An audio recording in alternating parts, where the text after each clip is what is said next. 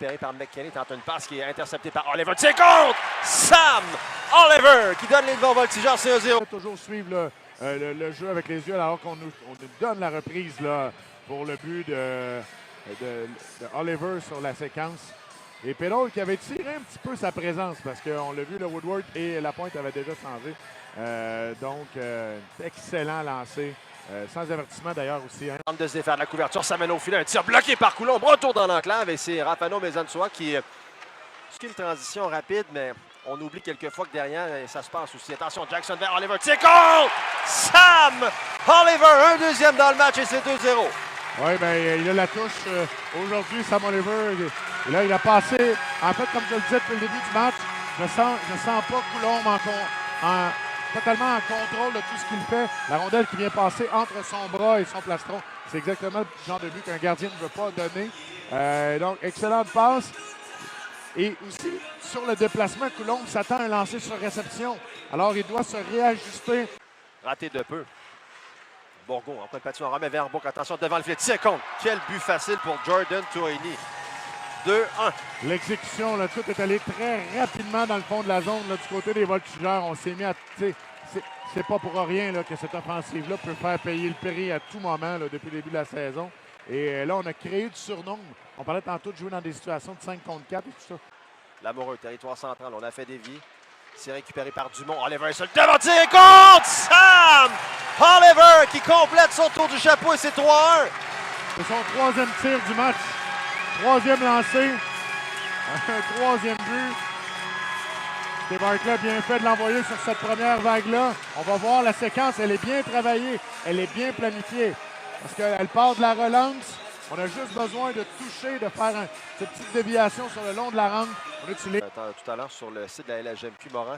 Un tir contre! Et Dumont a fait dévier. C'est 4-1 et on verra Charles-Antoine Lavallée. Oui, bien. On est débordé du côté des Cataractes présentement. On sent pas le moment d'urgence à être capable d'aider notre gardien de but.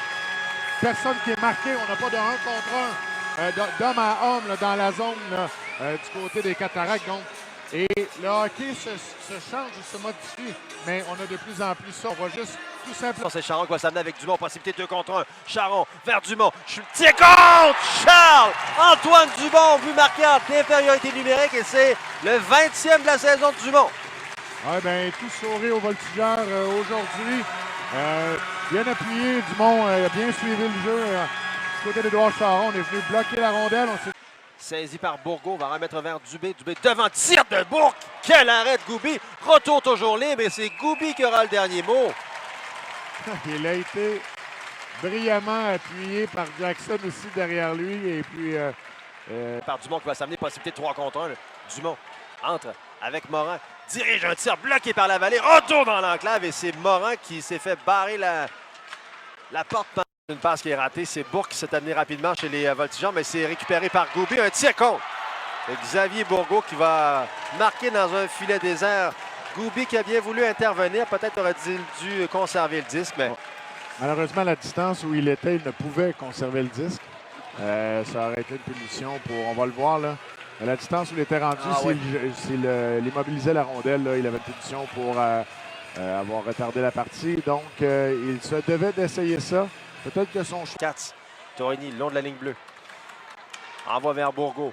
Bourgault, devant le filet, tire, c'est contre! Et c'est Charles Baudouin qui va récupérer le disque et fait 5-3. Il reste encore 4 minutes 3 d'avantage numérique.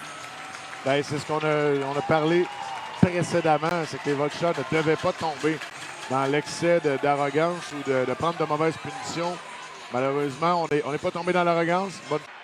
Remise vers Bourgault, va remettre vers Bourque, il va un tir contre Maverick Bourque avec un tir dans la partie supérieure et on rétrécit l'écart à un but, c'est 5-4.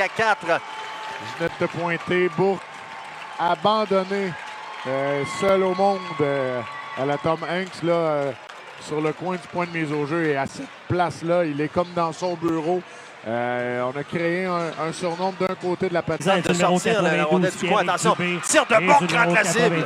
Autre tir contre! Xavier Bourgault. Et Jordan Toini qui crée l'égalité avec 17 secondes et 8 dixièmes à faire au 3e 20. Et Steve Hartley dans tous ses états. J'ai l'impression que c'est sur cette charge en coin de patation. Dumont entre chez les Cataractes. Dumont, toujours avec le 10, passe à la remorque. Une remise vers Oliver. Attention, Jackson complètement ça. Tire, arrêt de la vallée. Et Oliver qui n'a pas été en mesure de compléter. Et c'est Massicotte qui est intervenu. Mais attention, le bouc pourrait s'échapper. Ça mène chez les Voltigeurs. On tire par-dessus la cible. Et on ira en tir de barrage. Quelle fin de match! Bourgault s'empare de la rondelle. Entre chez les Voltigeurs. Bourgault, il a des mains rapides. Feinte. Arrêt de Goubi. Et cette rondelle qui va demeurer entre les jambières. Ouais. Jacob Goubi. Canonica, trajectoire vers le centre. S'en va vers la droite. Canonica, tire contre. Et Lorenzo Canonica qui donne la victoire aux Cataractes, qui l'emporte après être revenu de l'arrière avec une marque de 5-1 après 2 périodes de jeu. C'est une deuxième victoire seulement pour les Shawiniganais lorsqu'ils tirent de l'arrière après 2. Oui, bien, c'est important pour eux de se